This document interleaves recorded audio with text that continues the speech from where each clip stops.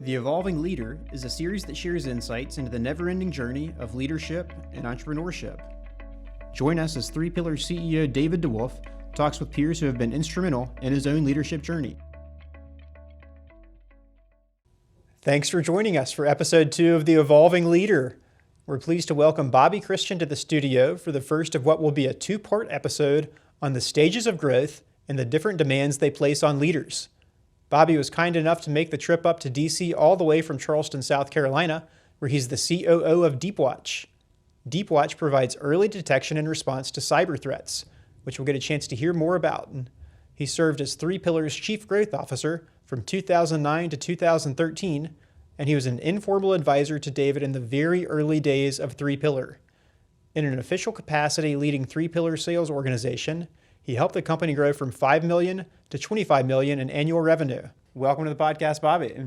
Thank you very much. Appreciate it, Will. Absolutely. So, David, let me ask, you received an email from Bobby in 2012 that covered the stages of growth that was kind of instrumental in your view of leadership. Yep. I have it here. Do you mind reading it so then we can use that as the jumping off point? Yeah, it's funny because this email came in. Bobby and I had been talking a lot about my own evolution as a leader. And I mentioned in the first episode, right, that I'd gone from being a producer to having to learn to manage to then Bobby taught me how to sell for the first time to then how do you become a leader? And he actually backed up and gave me even more perspective through this email. And so this is what you said, Bobby. And I want to see if you still agree with it. Yeah. So 0 to 2 million in revenue is about guts and waking up early and staying up late. 2 to 5 million is about the will to win, a little luck, and even harder work. 5 to 10 million is about figuring out a model, a little leverage, and believing more than those around you. 10 to 25 million is about convincing a few people better than you in a respective competency to take a chance on the future and, importantly, on you. 25 to 50 million is about getting the entrepreneurial spirit to integrate with the operational excellence. And 50 to 200 million is about blocking, tackling, scaling, and building teams to collaborate and not kill each other. And 200 million is out of my league and for other people, is what you said. Amen. I'm exhausted just listening to that email. Because you've gone through that journey multiple times. I have, yeah. And I'm not sure, that wasn't quotes or anything. I think that was just going through this journey a couple times and then going through it with you and stepping back. And I think when I wrote that was at a time of hey, when we started this thing together, when we were kind of going down the road together, you had a smaller vision, smaller dream. And then I just saw this play out from the 0 to 2, 2 to 5, 5 to 10. Then when we got to 25 million, I just thought, wow, it's always great to look back. So everything that I wrote there, I think still applies. Still applies. 1-to-1. The over 200 million for me still applies for sure. You're an entrepreneur's entrepreneur. Yeah. I think 25 to 100 million is probably my sweet spot.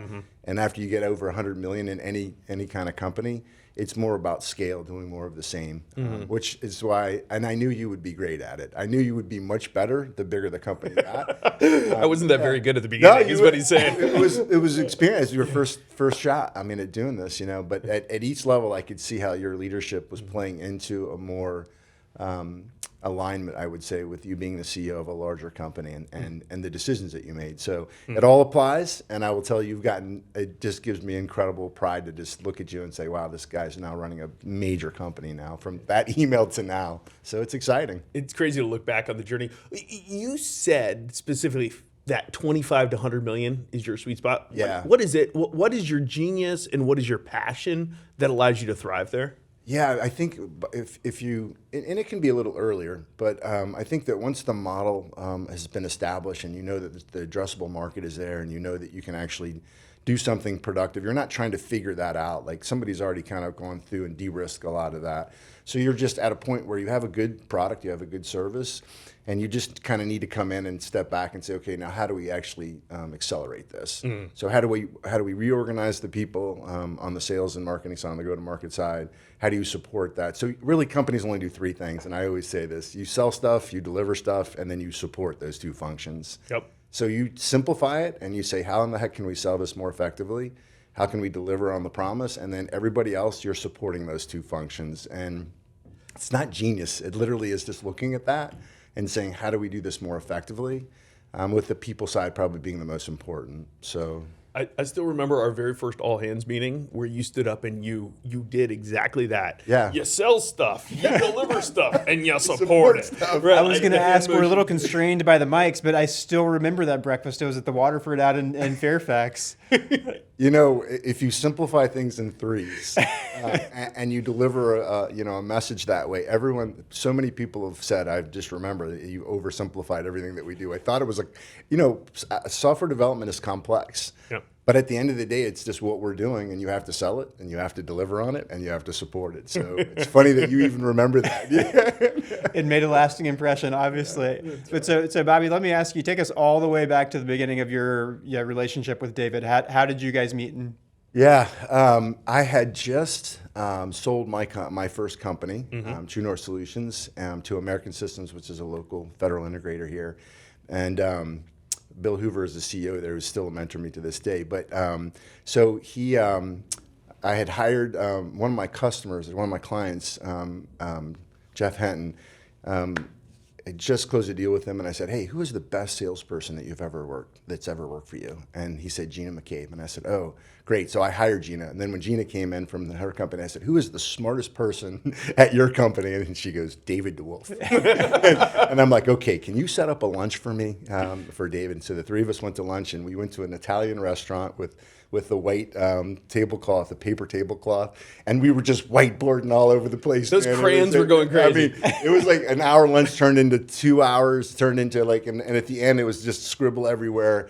And David said, "Man, I want to come work for you." He's like, "I would love to come work for you, but I kind of started my own business, and I want to be an entrepreneur, and kind of tired of being where companies are being acquired, and I want to do my own thing. And I'm an entrepreneur first." And I wanted to hire David. And I said, "Hey, listen, I'm going to suggest that you do that because I think you'll be a great entrepreneur. As much as I'd like to hire you to come on board, I think you'll be a great leader." And I could just tell in the first 30 seconds that I met him that he had something that was special. So I said, "You should just go do that."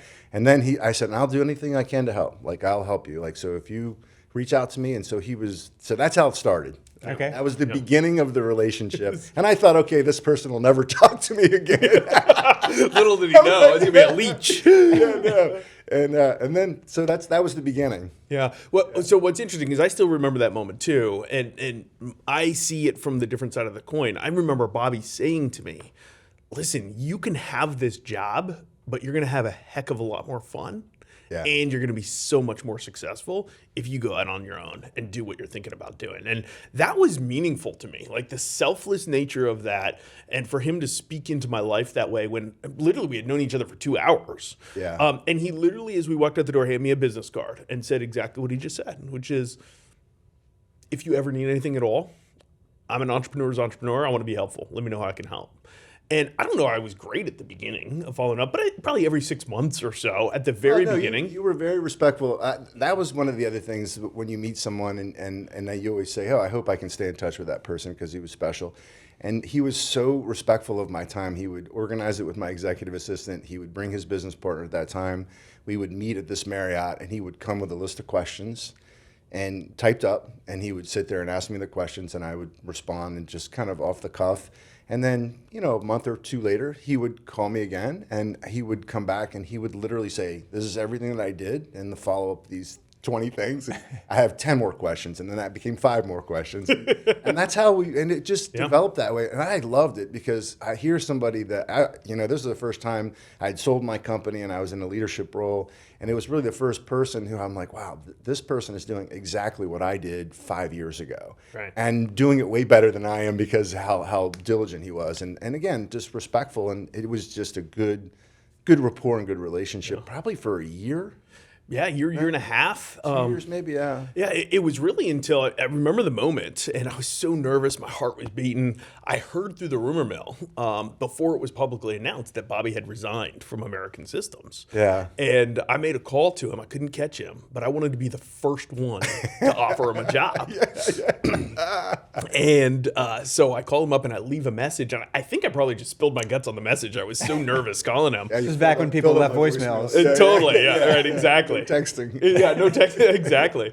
But literally said, hey, I want you to come work with me, come be my partner. And I offered him 30% of the business, right? You did. To come do that. And he wanted Over voicemail? No, when we talk. Okay. Listen to voicemail. Yeah. Now this is a great story. I want you to finish this, but he also wanted me to be the CEO of the company that he'd been building. So I'll let you take it from there. Yep. So I just saw this incredible entrepreneur that I wanted to learn from. And every now and then in business, you have these amazing opportunities. And I felt like we had built the rapport that, hey, there was a chance, right? And if you don't ask, they can't say yes. And the result of that conversation was Bobby, once again, selfless, like unbelievable what I've learned from Bobby in terms of just investing in others. Exactly like at that first lunch meeting. He looks at me and he goes, David, you're going to be an even better CEO than I would be. Yep. This is your business. And I don't want 30% of the business. That's ridiculous. You should never give that much equity away. And he ended up taking less than 5%. And he ended up not only joining our board formally, but also coming and for a period of time worked for me. And I was so humbled that this man that I looked up to as a mentor and a leader that I wanted to be like and learn from was willing to do that and to come serve and help me become who he thought I could be. And that was just a really powerful experience. Yeah. And it was a blast for me. I mean, that was my first, after going through the whole life cycle of building a company with my business partner, Mike Volk, selling it, splitting it apart, divesting it, and then staying with the company that acquires for 4 years. So I'd been through the whole life cycle, and that was really my first entrance back into sort of what do I want to do next. And I just said, I want to work with and for to somebody else that has more capacity and more capability than I do, and just get him through those early stages. And it just worked, man. And it was magic. Yeah. So you two have a lot of shared experiences, obviously, and I want to dig into some of those specifically as relates to the growth stages.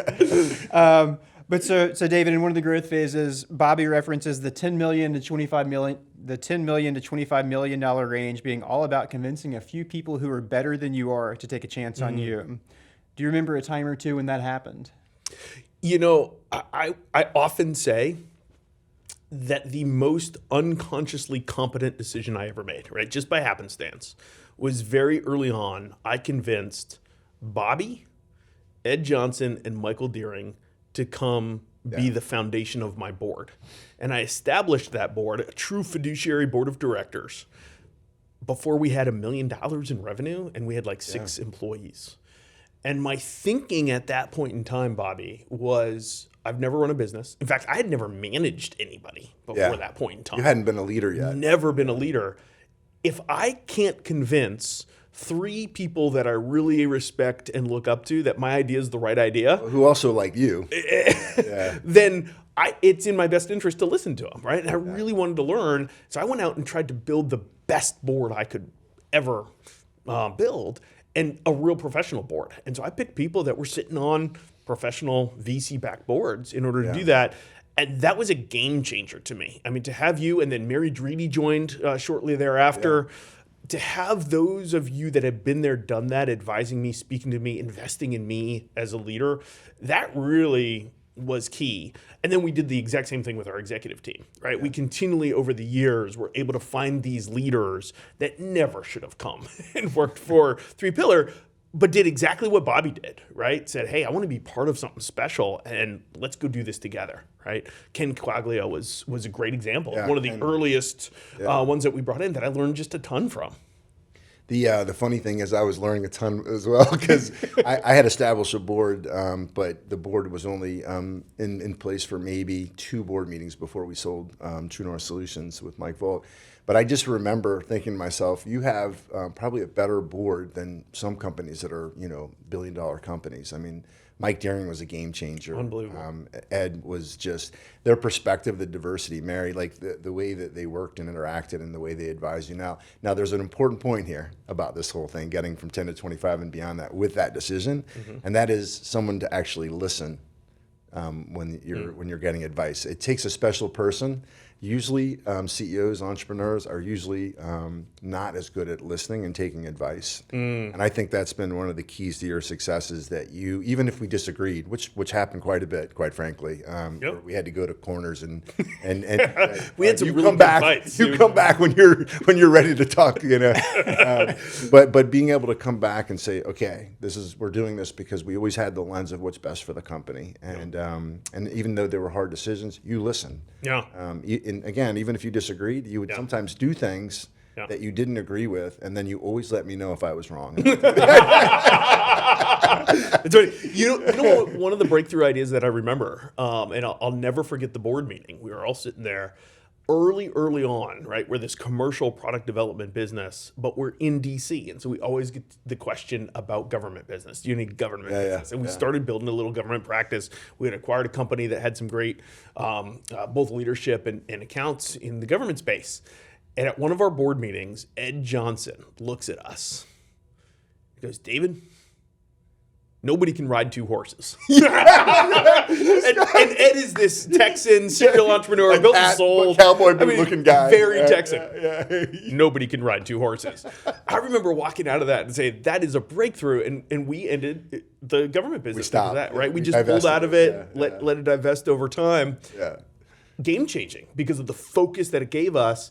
But here we were, we walked in, I think you and I were both into, hey, it's really healthy to have two parts of our business and the economic diversify the cycles. risk and this. Right? Yeah. But to have Genius entrepreneurs in the room alone.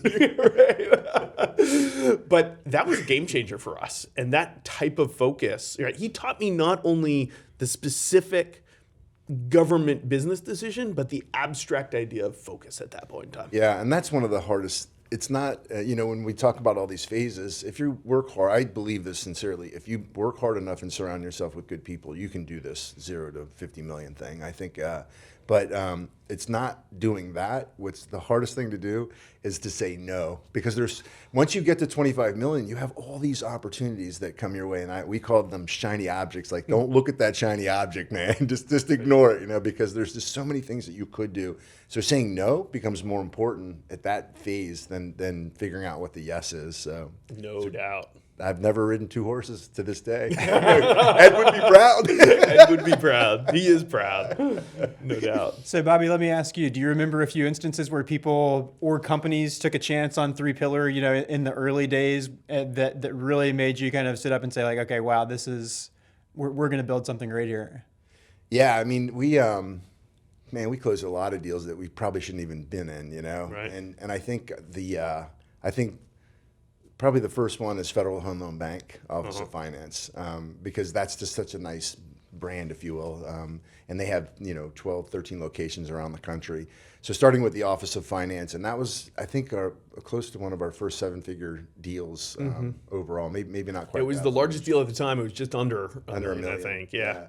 And I think when you get that first one that's approaching $1 million with that level of responsibility and what we were doing for them, I think that was like the beginning of like, wow, this is really working. And you could see the wheels turning and the way the teams were coming together. So I think that one felt good. That first one where we were just like, yeah, we got this.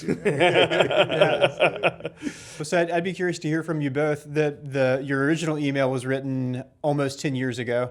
Yeah. I'm sure that crazy? a lot is still relevant and a lot still holds true. Yeah. The world has changed quite a bit since then. In what ways have the phases of growth changed? I think it depends on the type of company. I think I've had the luxury now of building a value-added reseller business, a services business, a product business, and now a tech-enabled service business. I think those phases, the revenue changes a little bit in terms of what that phase is, but those phases are the same. For me personally, the reason I moved the needle to 25 million is because that is probably the hardest. That 0 to 25 million is really the hardest because it's just it's just, waking up, getting up one more time and dusting yourself off, than anyone else. And so you as you get a little bit more mature, you realize like that's a lot of fun, but I'm also not 25 years old anymore. I need some sleep. And I value my time now. So I think the phases are the same. I think, and David and I have even toyed around about just developing some, a book or a white paper or whatever of take those phases and then what happens in leadership, like in those phases. Mm-hmm. And I really thought about this a lot, David, since we were preparing for this. And I will tell you, the leadership principles are the same. They're common denominators. So the hard decisions that you make from 0 to 2 million are the same decisions that you have to make. They're just actually more impactful because you have people now that you're responsible, a lot more people that you're responsible for. But I've thought about this a lot, and I'm like, the reason I think we got along so well is because from the very beginning, the leadership principles, the pillars that, no pun intended, the pillars were the same. You just did the same thing over and over again, but you were doing it at that next level with being surrounded by people that could really keep you off two horses. Yeah, that's right. Well, and as you go through that, what you find is, while the playbook repeats itself, to your point, it's about greater impact and greater scale. And you get more and more abstracted from the ground. Yeah. And so you go from, hey, the first lesson of leadership is how to lead directly, to then you're leading managers, to then you're leading leaders who are leading managers, to then, right? And you just get further and further away. And so the scale requires different tools and techniques, but the same principles. But you have to do it at abstracted layers, right? The other thing I've found that also changes as you go through these inflection points is the velocity with which you go through it also matters a lot. And there's different points in a company's history or different companies where you're accelerating at different paces. To go through one of those inflection points over the course of 3 years is wildly different than going through it in 3 months. Yes. Right. Yeah. And over the past 2 years, we've almost tripled this business. Plowing through 2 phases at once, basically, really requires a different mindset to digest that than some of the other phases where we went through it a little bit slower. So keeping in mind that scale, the abstraction, but also the velocity, how do you get better and better at identifying, here comes another inflection point, how do I prepare for it and then plow through it?